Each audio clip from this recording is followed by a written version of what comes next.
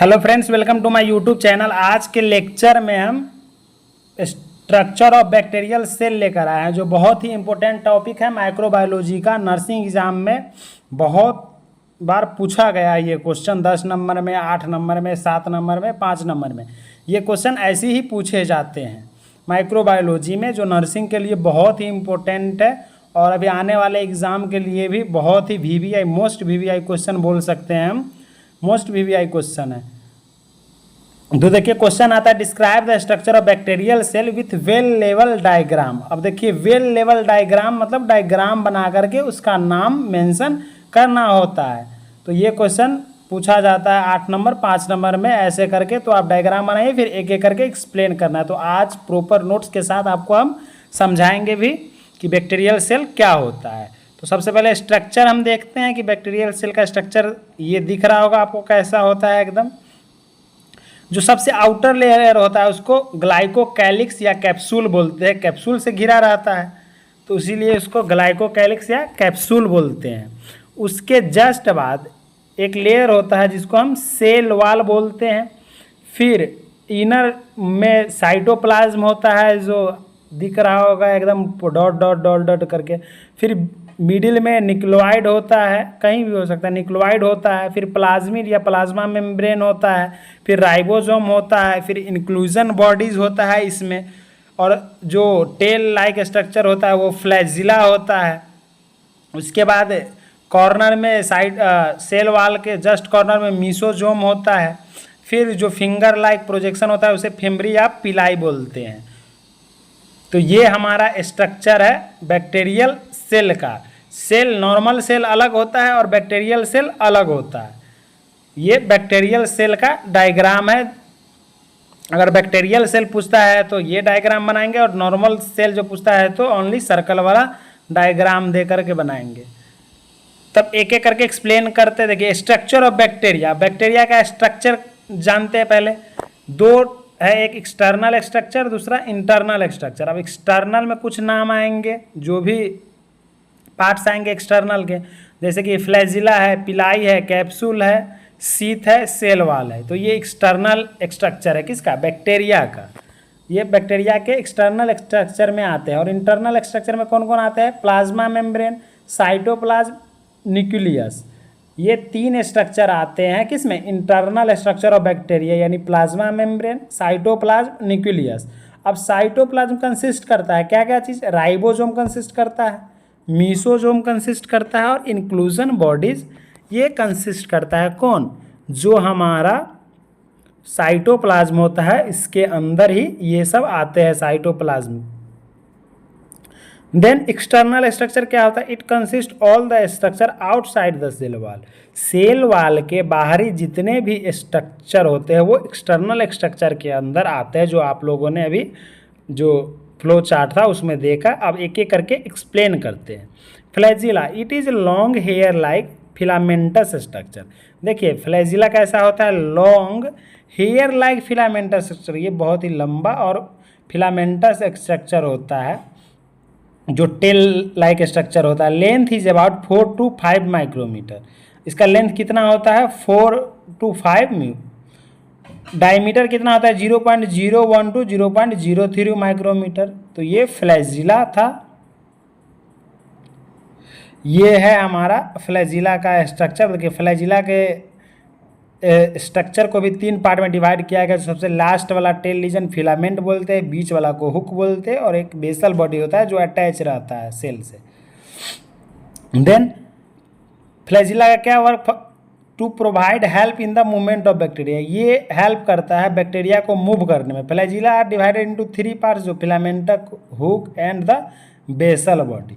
Function क्या है? It is responsible for motility, यानी मूवमेंट में हेल्प करता है। हेल्प्स इन कीमोटैक्सिस, ये हेल्प करता है कीमोटैक्सिस में। Helps in bacterial pathogenicity and survival, bacterial को पैथोजेनिसिटी एंड सर्वाइवल दोनों में हेल्प करता है। कौन? जो फ्लैजिला होता है वो।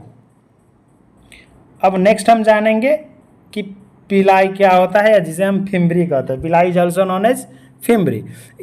It is present in outer layer of bacterial cell. देखिए पिलाई या फिम्ब्री भी आउटर लेयर है, एक्सटर्नल है। एक्सटर्नली प्रेजेंट होता है। हॉलो स्ट्रक्चर, पिलाई क्या होता है, एक खोखला होता है। देखिए फिंगर लाइक स्ट्रक्चर तो होता है लेकिन अंदर से वो खोखला होता है। नॉन हेलिकल फिलामेंटस स्ट्रक्चर, ये नॉन हेलिकल फिलामेंटस स्ट्रक्चर होता है। कौन, पिलाई और फिम्बरी जिसे बोलते हैं। लेंथ इज अबाउट 0.5 माइक्रोमीटर, इसका भी लेंथ कितना होता है 0.5 micrometre, diameter 0.01 micrometre. It is made up of protein, जो पिलाई होता है क्या चीज़ से बना होता है, प्रोटीन से बना होता है। It helps in attached with other cell, जो हेल्प करता है दूसरे सेल से जुड़ने में, अटैच्ड होने में। कौन, पिलाई या फिम्बरी। अब कैप्सूल, कैप्सूल क्या होता है, it surround the cell wall. देखिए इस कैप्सूल क्या होता है, सेल वॉल को सराउंड करके रखता है। It is viscous in nature, ये विस्कस नेचर का होता है कैप्सूल। एक मैक्रो कैप्सूल होता है, दूसरा माइक्रो कैप्सूल होता है। कितने पार्ट्स होते हैं कैप्सूल के, एक मैक्रो कैप्सूल, दूसरा माइक्रो कैप्सूल। मैक्रो कैप्सूल जो होता है 0.2 माइक्रोमीटर होता है या इससे ज़्यादा, और माइक्रो कैप्सूल जो होता है लेस देन 0.2 माइक्रोमीटर। तो ये मैक्रो कैप्सूल था, ये माइक्रो कैप्सूल था। अब इसका फंक्शन, अब कैप्सूल का फंक्शन क्या होता है, help in adherence, prevents dissection या डिसेक्शन बोल dissection. Capsule prevent bacteria, capsule prevent करता है बैक्टीरिया को, जितने भी इंटरनल स्ट्रक्चर है उसको डैमेज होने से बचाता है। कौन, कैप्सूल। तो ये इसका फंक्शन हुआ किसका, कैप्सूल का। अब शीथ, शीथ क्या होता है, ये शीथ इस तरह का दिखता है। It is a hollow tube like structure enclosing chain forming bacteria. देखिए ये भी एक हॉलो ट्यूब लाइक स्ट्रक्चर होता है जो इनक्लोजिंग चैन फॉर्मिंग बैक्टीरिया, जो चैन के तरह जुड़ करके बैक्टीरिया को बनाता है। It provides mechanical strength to the chain, ये हेल्प करता है mechanical strength to the chain में बनाने में। सेल वाल, अब सेल वाल क्या होता है, it is rigid structure made up of peptidoglycan that surrounds the plasma membrane. ये एक रिजिड स्ट्रक्चर होता है जो बना होता है किसका, पेप्टिडोग्लाइकॉन। अब बैक्टीरिया सेल किस चीज़ का बना होता है, तो पेप्टिडोग्लाइकॉन, और plant cell cellulose that surrounds the plasma membrane. Its thickness is 10 to 25 micrometre, इसका थिकनेस कितना होता है 10 to 25 माइक्रोमीटर। अब नोट में कुछ दिया हुआ है, mycoplasma bacteria have not any cell wall. देखिए माइकोप्लाज्मा जो बैक्टीरिया होता है उसका कोई अपना सेल वॉल नहीं होता है। ये इतना था टोटल हमारा external structure of bacterial cell. अब हम इंटरनल स्ट्रक्चर के बारे में जानेंगे कि इंटरनल स्ट्रक्चर क्या होता है। It consist all the structure inside the cell wall, ये कंसिस्ट करता है all the structure inside the cell wall, cell wall के जितने भी अंदर का स्ट्रक्चर होता है ये इंटरनल स्ट्रक्चर कैरी करता है। First cell membrane, cell membrane क्या होता है, it is also known as plasma membrane, cell membrane को ही हम प्लाज्मा मेम्ब्रेन कहते हैं। It is the inner most layer, यह अंदरी जो इनर लेयर होता है which is made up of phospholipid bilayer, जो बना होता है किसका, फॉस्फोलिपिड बाइलेयर से मिलकर के। Just beneath the cell wall enclosing cytoplasm, just इसके नीचे सेल वॉल होता है जो साइटोप्लाज्म को कैरी करके रखता है अपने अंदर। It is thin semi permeable layer, यह बहुत ही पतला और सेमी परमिएबल जिसे आर पार हो सकता है वैसा लेयर होता है सेल मेम्ब्रेन, 5 to 10 नैनोमीटर का। अब फंक्शन क्या होता है सेल मेम्ब्रेन का, it helps to regulate the nutrients ions, ये हेल्प और रेगुलेट करता है किसको, न्यूट्रिएंट्स को, पोषक तत्व को और आयंस को। Electron transport and oxidative phosphorylation, ये इसका फंक्शन भी एक और क्या है, इलेक्ट्रॉन ट्रांसपोर्ट में भी हेल्प करता है, ऑक्सीडेशन फॉस्फोराइलेशन में भी हेल्प करता है। कौन, सेल मेम्ब्रेन। अब सेकेंड है साइटोप्लाज्म। अब साइटोप्लाज्म क्या होता है, it is colourless colloid and viscous fluid, यानी गाढ़ा फ्लूइड होता है, enclosed with in the plasma membrane, जो प्लाज्मा मेम्ब्रेन के अंदर होता है। कौन, साइटोप्लाज्म। साइटोप्लाज्म क्या है, एक कलरलेस, इसका कोई कलर नहीं होता है, कोलॉइडल एंड विस्कस फ्लूइड, जो गाढ़ा फ्लूइड होता है, इनक्लोज्ड करता है with in the plasma membrane या साइटोप्लाज्म। प्लाज्मा मेम्ब्रेन को। अब साइटोप्लाज्म का स्ट्रक्चर क्या क्या कैरी कर रहा था, राइबोसोम, मीसोसोम और इंक्लूजन बॉडीज, ये 3 स्ट्रक्चर को कैरी कर रहा था। साइटोप्लाज्म में ही ये स्ट्रक्चर आते हैं। तो अब राइबोसोम के बारे में जानेंगे कि राइबोसोम होता क्या है। It is also known as protein factory of cell, इसे कहा जाता है protein factory of cell. Cell का प्रोटीन फैक्ट्री होता है कौन, राइबोसोम। जितना भी प्रोटीन होता है वो कौन कैरी करके रखता है, ribosome. It is found in 70S type, यह पाया जाता है 70S टाइप में।